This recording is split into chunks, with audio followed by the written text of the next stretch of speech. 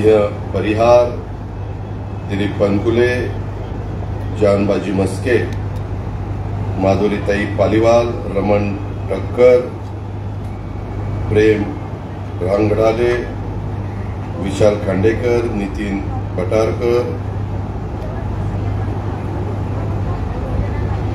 उपस्थित सर्व शहरामध्ये काम करणारे राष्ट्रवादी काँग्रेस पक्षाचे सन्माननीय पदाधिकारी, पत्रकार मित्र, कार्यकर्ते, बंधू भगिनींनो, माझ्या तरुण मित्रांनो, आज मी खरं तर बऱ्याच ठिकाणी बैलपोळा हा सण साजरा करत बाजारात श्रावणातला बैलपोळा, मला वाटतं उद्या बैलपोळा आहे ना, उद्या बैलपोळ्याचा सण आहे। मी शेतकऱ्यांच्या दृष्टीने हा सण महत्वाचा असतो। मी बैलपोळ्याच्या निमित्तानं माझ्या बळीराजांना आणि शेतकऱ्यांना मनापासून बैलपोळ्याच्या शुभेच्छा देतो। आमच्या भागामध्ये भाद्रपदातला बैलपोळा असतो। महाराष्ट्रामध्ये काही ठिकाणी श्रावणातला बैलपोळा करतात, काही ठिकाणी भाद्रपदातला करतात, पण आपल्या शेतकऱ्यांच्या दृष्टीने फार हा महत्वाचा सण असतो, जो आपल्या शेतीवाडी करता राबतो, कष्ट घेतो, मेहनत घेतो, त्या बैलाचा तो बैलपोळा हा सण आहे। मी आज खरं तर वर्धा जिल्ह्याचा आढावा पण ठेवलेला होता आणि तिथं पक्षप्रवेशाचे कार्यक्रम होते, पक्षाचा मेळावा होता। तसंच हिंगणघाट कृषी उत्पन्न बाजार समितीचा काही महत्वाच्या इमारती झाल्यात, गोडाऊन झाले आणि काही लाभार्थींना लॅपटॉपचं वाटप, पंख्याचं वाटप अशा पद्धतीचे कार्यक्रम होते। आणि रात्री जाणार होतो परत, माझं 9ला फ्लाईट आहे, परंतु जाण्याच्या आधी मला रवींद्र जैन, प्रशांत पवार, बाकीच्या सगळ्या माझ्या सहकारी मित्रांनी सांगितलं होतं, बाबा गुजर, की दादा तुम्ही जाताय तर जाता जाता आम्हाला जरा गडचिरोली, चंद्रपूर, भंडारा, गोंदिया, नागपूर यांना वेळ द्या। 4 जिल्हे मी वर उरकले आणि नागपूर आपण मोठ्या संख्येने इथं असल्यामुळे वर बसणार नाही, त्याच्याकरता हा आपण इथं कार्यक्रम घेतलेला। प्रशांत पवारांनी प्रास्ताविकामध्ये काही प्रश्न इथं निर्माण केले। मित्रांनो, कुठली संघटना काम करत असताना काम करून घ्यायची पण एक पद्धत आहे। मी पण राजकीय जीवनामध्ये 1990 पासून काम करतोय, आज 35 वर्ष झालेली आहे। प्रत्येक वेळेसच माझ्याकडे सत्ता होती अशातला भाग नाही। 95 ते 99 सत्ता नव्हती, त्याच्यानंतर 2014 ते 19 सत्ता नव्हती, त्याच्यानंतर 2022-23 मध्ये सत्ता नव्हती। पण आपण कसं अधिकाऱ्यांच्याकडनं काम करून घेतो, कसे संबंध ठेवतो, त्यावर बरंच काय अवलंबून आहे। सुदैवाने मला उपमुख्यमंत्री पद महायुतीच्या सरकारमध्ये मिळालेलं आहे। नियोजन आणि वित्त विभाग आणि एक्साईज विभाग माझ्याकडे आहे। आणि नागपूर शहरामध्ये जसं मुख्यमंत्र्यांना रामगिरी बंगला मिळतो, उपमुख्यमंत्र्यांना देवगिरी बंगला मिळतो, तसं मी उपमुख्यमंत्री असल्यामुळे विजयगड बंगला मला मिळालेला आहे। ते निवासस्थान माझं असल्यामुळं तिथं मी जितेंद्र शिकतोडे हे स्वीय सहाय्यक म्हणून नेमलेले आणि त्यांना सहाय्यक म्हणून मंगेश करात, विशाल खडसे, तिथं विरज पाटील, नितीन देवतकर असा काही स्टाफ नेमलेला। तो कशा करता नेमलाय की लोकांचे प्रश्न सुटावे, त्यांच्याकडे कुणी गेलं तर त्याच्यातनं मार्ग निघावा। त्यामध्ये मी माहिती घेतली तर त्यांनी सांगितलं की कार्यालयात प्रत्यक्ष जिल्हाध्यक्ष व इतर कोणीही येत नाही, जे येतात त्यांची कामं फोन करून आम्ही मार्गी लावण्याचं काम करतो। आणि यापूर्वी मी सांगितलं होतं, परंतु त्याचा लाभ घेतला नाही। माझ्या पुण्यात पण मी माणसं ठेवलीत, मुंबईत पण माणसं ठेवलेली। पुण्यामध्ये रामचंद्र चोबे, राम चोबे त्याला आपण म्हणतो, डेप्युटी कलेक्टर आहेत, नंतर विकास पाटील OSD आहेत, अशी काही माणसं ठेवलेली। पुणेकर, पिंपरी चिंचवड, पुणे ग्रामीण तो तर मोठा जिल्हा आहे, या इथल्यापेक्षा कितीतरी मोठा जिल्हा आहे, तरी लोक तिथे जातात, कार्यकर्ते जातात, आमदार जातात, अध्यक्ष जातात, पदाधिकारी जातात. म्हणजे सार्वजनिक काम आहे. सार्वजनिक समाजामध्ये काम करत असताना अनेक सार्वजनिक कामं आहेत. ती सांगितल्यानंतर ते स्वतः त्यांना घेऊन कलेक्टर ऑफिसला जातात, ते स्वतः त्यांना घेऊन कमिशनर ऑफिसला जातात, SP ऑफिसला जातात, मुख्य कार्यकारी अधिकारी जिल्हा परिषदेकडे जातात आणि त्याच्यातनं काम मार्गी लावण्याचं काम करतात. आपल्याला कुणी, आम्ही देखील मंत्रालयात काम करतो, उपमुख्यमंत्री म्हणून 100% सगळी कामं होतात अशातला भाग नाही. काही कामाला कायद्याची अडचण असते, नियमाची अडचण असते. घटनेने राज्य चालतं, संविधानाने राज्य चालतं आणि त्यामुळं त्या सगळ्या कामामध्ये 100% तुम्ही जरी मुख्यमंत्री झाला तरी कामं करू शकत नाही. आत्ताही अनेक शिष्टमंडळ मला भेटली. काही शिष्टमंडळांच्या कामामध्ये मार्ग निघू शकतो, कारण काही ठिकाणी मार्गच निघू शकत नाही. आणि माझा स्वभाव असा आहे की मी सरळ त्यांना तोंडावर सांगतो की या कामामध्ये पाठपुरावा करू नका, हे काम होणार नाहीये, हेलपाटे घालू नका, कारण नसताना तुमचा वेळ वाया घालू नका. ही माझी गेल्या 35 वर्षाची कामाची पद्धत आहे. आणि म्हणून माझी पदाधिकाऱ्यांना, कार्यकर्त्यांना विनंती आहे, राजेंद्रजी तुम्ही इथं आहात, बाकीचे मान्यवर इथं आहेत, तुम्ही मला यादी द्या, मी त्यांना यादी देतो आणि त्यांना सांगतो. मी नुसतं त्यांना नाही सांगणार, मी कलेक्टरला सांगेल, विभागीय आयुक्ताला सांगेल, CEOला सांगेल, कमिशनरला सांगेल, जे कोणी प्रमुख अधिकारी आहेत किंवा यांनी काम घेऊन आलं तर ते काम अजित पवारांनी सांगितलेलं समजून त्यामध्ये लक्ष द्यायचं, त्यामध्ये मदत करायची. एक गोष्ट लक्षात घ्या, राज्याचे प्रमुख हे नागपूरचे आहेत, त्याच्यावर ते ज्यावेळेस असतात त्यावेळेस प्रोटोकॉल प्रमाणे या अधिकाऱ्यांना त्यांच्या बरोबर हजर राहावं लागतं. जर ते नसतील, उपमुख्यमंत्री आले तर प्रोटोकॉल प्रमाणे ती लोक आमच्या बरोबर हजर असतात. मी त्यांना हजर ठेवत नाही. मी त्यांना सांगतो की तुम्ही तुमचं काम करा, माझ्याबरोबर येऊ नका, माझं काही काम असेल तर तुम्हाला निरोप देतो. कारण शेवटी जनतेचे प्रश्न महत्वाचे. आम्ही अधिकाऱ्यांना घेऊन मिरवण्याचा काही अर्थ नसतो. मी कार्यकर्त्यांनाही सांगतो की बाबा काम असेल तर भेटा, काम सांगा आणि पुढच्याला संधी द्या, पुढच्याला वेळ द्या. त्याच्यामध्ये आम्ही विजयगडला जे तिथं कार्यालयामध्ये येतात, तिथं आपण कार्यालय केलं, तसं मोठं तो पॅसेज आहे, घर आहे आणि त्याची नोंद पण घेतली जाते, त्यांचे फोन नंबर आणि पत्ता देखील घेतला जातो. आजही नोंद वहीमध्ये कोण कधी आलं आणि काय काम सांगितलं ते तिथं तुम्हाला पाहायला मिळेल. पण तुम्ही घरी बसून सांगितलं की यांनी यावर माझं काम करावं तर तसं कोणी करणार नाही. मी पण माझी कामं असली तर राज्याचा उपमुख्यमंत्री असलो तरी देखील आज सकाळी वर्ध्याला गेलो, तिथं कलेक्टर ऑफिसला बसलो, तिथं सगळ्यांची बैठक लावली. संजय खोडके तुम्ही त्या बैठकीला होता, इतर पण काही सहकारी होते, तिथले आमदार पण होते. कारण हे महायुतीचं सरकार आहे, त्याच्यामुळं महायुतीमध्ये असणाऱ्या सर्व घटक पक्षाच्या आमदारांना बरोबर घेऊन त्या ठिकाणी काम करावं लागतं. अर्थात प्रत्येकाला आपली संघटना, आपापला पक्ष वाढवण्याचा अधिकार आहे, त्याबद्दल दुमत असण्याचं काहीच कारण नाही. आणि येणाऱ्या निवडणुकीच्या निमित्तानं संघटन वाढवणं, त्याच्यामध्ये आता तुम्ही मला सांगता की ते काम झालं नाही तर आम्ही काय करायचं. मला सांगावं, आम्ही सरकारमध्ये असताना 48 जागापैकी 17 जागा फक्त आमच्या निवडून आल्या महायुतीच्या, 31 जागा पराभूत झाल्या आणि विरोधी पक्षाच्या. मग विरोधी पक्ष तर विरोधी पक्षात होता, त्यांचा कामाचा प्रश्न कुठे आलेला होता. तुम्ही काम केलं म्हणजेच लोक मतं देतात, हे डोक्यातनं पहिलं काढून टाका. त्यामध्ये तुम्ही कुठला मुद्दा उचलताय आणि लोकांना आपलंसं करताय हे देखील तितकंच महत्वाचं असतं. आम्ही तर 35 वर्ष कामच करत आलेलो. माझा मतदारसंघ सोडून द्या, कारण तिथं माझं वेगळं नातं आहे. मी प्रचंड सकाळी 6 वाजल्यापासून काम करतो. कोण मायचा लाल सकाळी 6 उठून वाजता काम करत नसेल, कुणी केलं तर त्याचं अभिनंदन.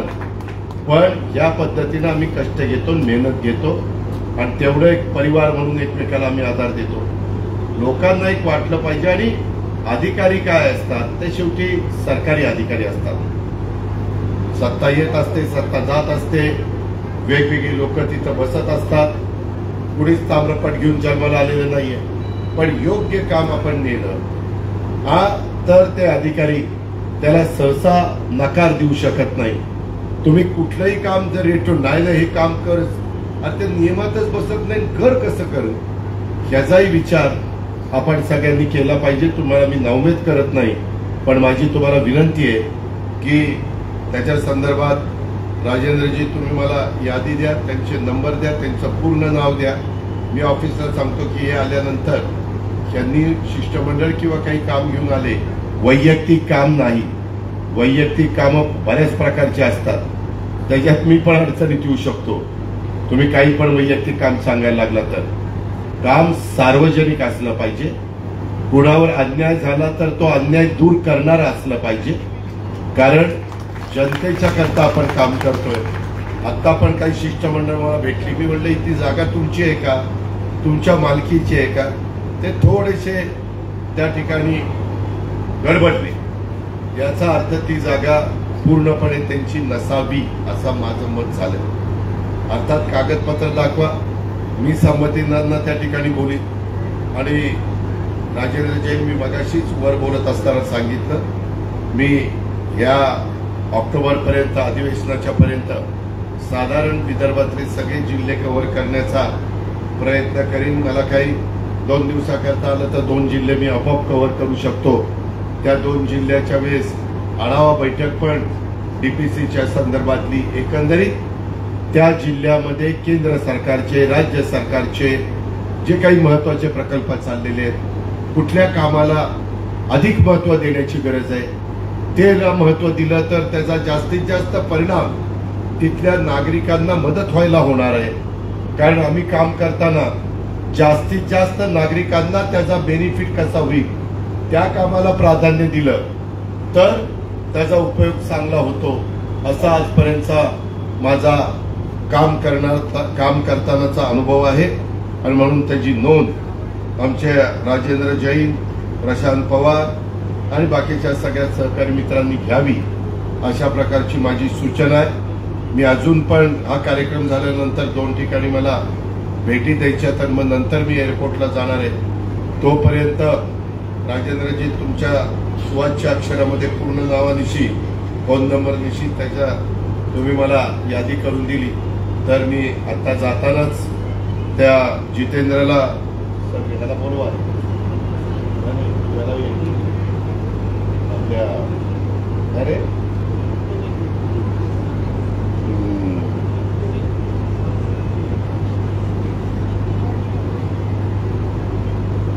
एअरपोर्टला ये, मी एअरपोर्टला ती यादी तोपर्यंत मला तुम्ही द्या. तुम्हाला यादी देतो, तुझी नोंद घ्या. आणि त्या पद्धतीनं कार्यकर्त्यांना मदत झाली पाहिजे. कार्यकर्त्याचा पक्षाचा कणा असतो, त्याबद्दल दुमत असण्याचं काही कारण नाही. पण त्या कार्यकर्त्यांनी स्वतःची इमेज पण जनमानसामध्ये चांगली ठेवणं हे पण तितकंच महत्वाचं आहे. नाहीतर तो कार्यकर्ता आमच्या नावाखाली काहीतरी वेगळेच धंदे करायला लागला की त्याचीही बदनामी व्हायची आणि आमची पण बदनामी व्हायची. तसं काही मात्र करू नका. कोण करत असेल तर तुम्ही सांगा की दादा हा तुमच्या किंवा पक्षाच्या नावाचा गैरवापर करतो आणि नको त्या गोष्टी करतो, त्याचा बंदोबस्त करा. मग मी त्याचा बंदोबस्त कसा करायचा ती जबाबदारी माझ्यावर आहे. कुठली माझी भगिनी, कुठली माझी बहीण, कुठली माझी युवती कामाच्या निमित्तानं आले तर तिलाही विश्वास वाटला पाहिजे की मी माझ्या भावाकडे काम घेऊन चाललेले आहे आणि मला तिथं न्याय मिळणार आहे. तिथं कुठेही मला अडचण येणार नाही. जी आपली मराठी संस्कृती परंपरा आहे, जी महिलांना समाजामध्ये मान सन्मान प्रतिष्ठा देण्याचं काम आहे, हे छत्रपती शिवाजी महाराजांपासून आपल्याला शिकवलेले आहे. त्या शिकवणीतनंच ह्या महिला वर्गाशी असेल, गरीब वर्गाशी असेल, समाजातला तो कुठल्या जातीचा पातीचा नात्याचा गोत्याचा विचार न करता त्याचं काम योग्य आहे का, त्याच्या कामाला न्याय देणं हे आपलं कर्तव्य नक्कीच आहे ना, हे तपासून त्या कामामध्ये जितेंद्र तुम्ही आणि बाकीच्या सगळ्या सहकारी मित्रांनी मदत केली पाहिजे आणि अशा प्रकारची तक्रार ही परत येता कामा नये. जर यदा कदाचित तुम्ही योग्य काम घेऊन गेला आणि त्या अधिकाऱ्यांनी टोलवाटोलवी केली तर मला त्याचं नाव सांगा की दादा आम्ही हे काम घेऊन गेलो. मला ते कळलं पाहिजे की तुमचं कोणतं काम तुम्ही घेऊन गेला. ते काय व्हॉट्सअपवर मला कळवलं तरी मला वाचून कळेल. आणि तरी देखील त्यांनी योग्यपणे प्रतिसाद दिला नाही तर त्याला कोणत्या भाषेमध्ये सांगायचं किंवा काय समजून सांगायचं ते मला चांगलं येतं. मी कुणाचाही अपमान करू इच्छित नाही, कुणालाही कुणाची मानहानी पण करू इच्छित नाही. कारण प्रशासनाला पण त्याचा रिस्पेक्ट दिला पाहिजे, मान सन्मान दिला पाहिजे. पण प्रशासनाने पण आपण जनतेचे सेवक आहोत.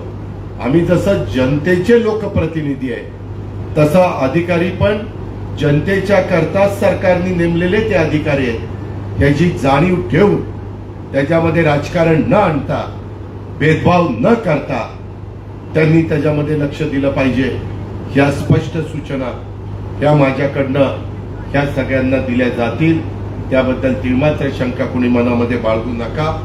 त्याच्यात जर काही वेगळं घडत असेल तर त्याची पण नोंद ही माझ्याकडनं घेतली जाईल. अशा प्रकारची खात्री आणि विश्वास मी आपल्या सर्व सहकारी मित्रांना देतो. उद्याच्या काळामध्ये जिल्हा परिषद, तालुका पंचायत, नगरपालिका, नगरपंचायत त्यांच्या निवडणुका आहेत. त्या निमित्तानं अनेक चांगले उमेदवार आपल्याला त्या वॉर्डातले, त्या प्रभागातले, त्या गटातले, त्या गणातले प्रश्न सोडवण्याच्या करता त्यांना संधी आपल्याला द्यायची. त्याच्याकरता आपण चांगले कार्यकर्ते पण हेरले पाहिजे. कुणाचं काम कशा पद्धतीचं आहे, कोण तिथं चांगल्या पद्धतीनं काम करू शकेल. मी असेही काही कार्यकर्ते बघितलेले ते पुढं करतात पण त्यांना उभं केलं तर 50 मतं पण मिळत नाही. इतकी दयनीय अवस्था त्यांची असते.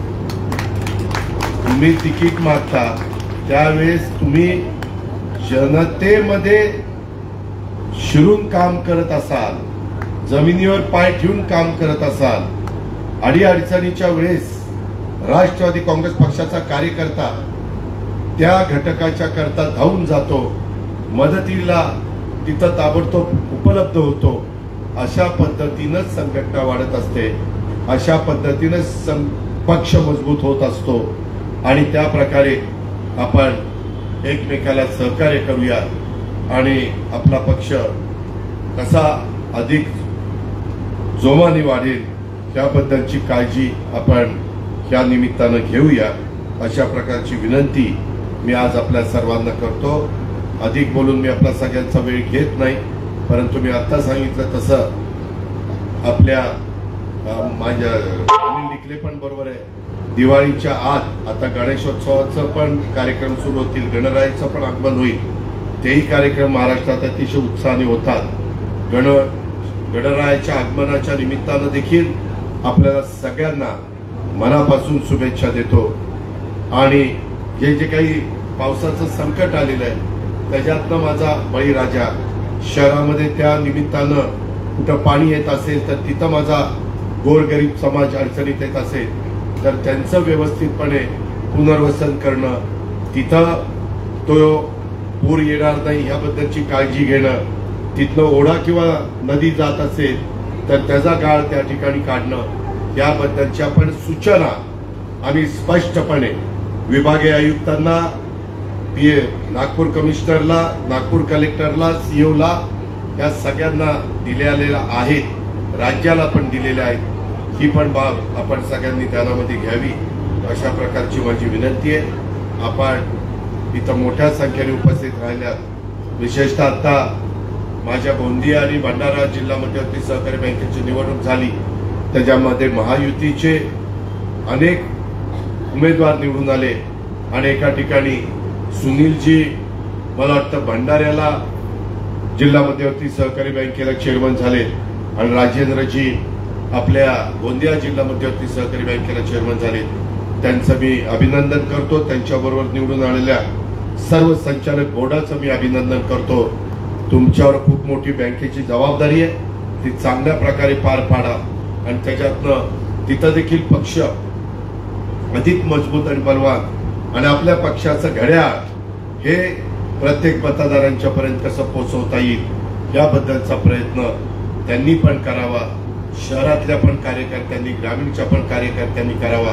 काही जण पदाधिकारी होतात, परंतु त्या पदाचा वापर पक्ष वाढवण्याच्या करता, संघटना मजबूत करण्याच्या करता, बेरजेचं राजकारण करण्याकरता, माणसं जोडण्याकरता जेवढा व्हायला पाहिजे तेवढा काही जण करत नाही. अशा प्रकारची तक्रार कानावर आलेली आहे. त्याची शहानिशा केली जाईल. खरंच त्या तक्रारीमध्ये तथ्य आहे का? तथ्य असेल तर त्याची नोंद घेतली जाईल. तथ्य नसेल तर त्याला अधिक प्रोत्साहन दिलं जाईल. याबद्दलची पण नोंद आपण सगळ्यांनी घ्या. पुन्हा एकदा आपलं स्वागत करतो आणि आपल्या सगळ्यांची रजा घेतो. जय हिंद, जय महाराष्ट्र, जय राष्ट्रवादी. नक्कीच कोणी गडबड करू नका. आता दादांनी सांगितलं की आपल्या इथे विजयगड इथे दादांचं उपमुख्यमंत्री कार्यालय इथं झालेलं आहे. नुकतेच बुटीबोरी येथील एका कंपनीचा स्ट्राईक, वंचितचे काही पदाधिकाऱ्यांचा प्रवेश होत आहे. त्यांनी कृपया स्टेजवर यावे व पक्षप्रवेश करा. तर इथे विजयगड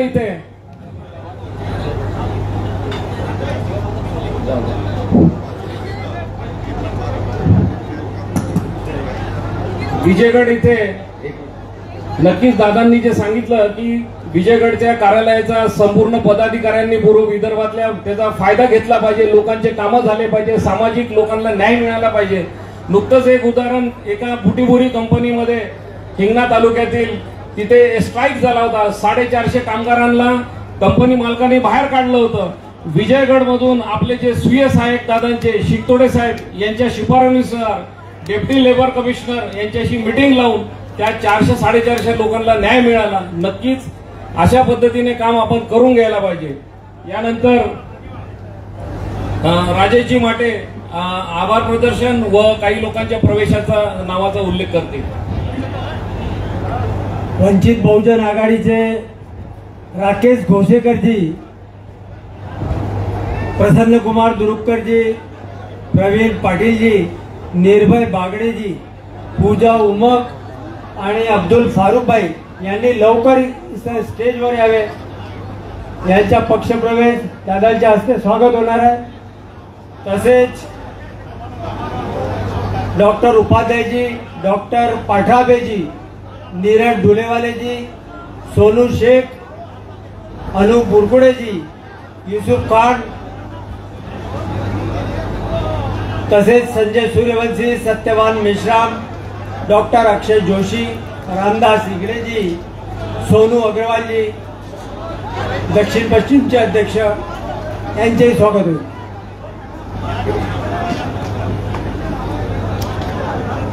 आजच्या कार्यक्रमाला विशेष करून सर्व पदाधिकारी आले, त्यांनी ताकद लावली. आज कार्यक्रम आढावा बैठक वगैरे सर्व चांगला कार्यक्रम झाला. त्याकरिता सर्व पदाधिकारी आणि कार्यकर्त्यांचे मी आभार मानतो.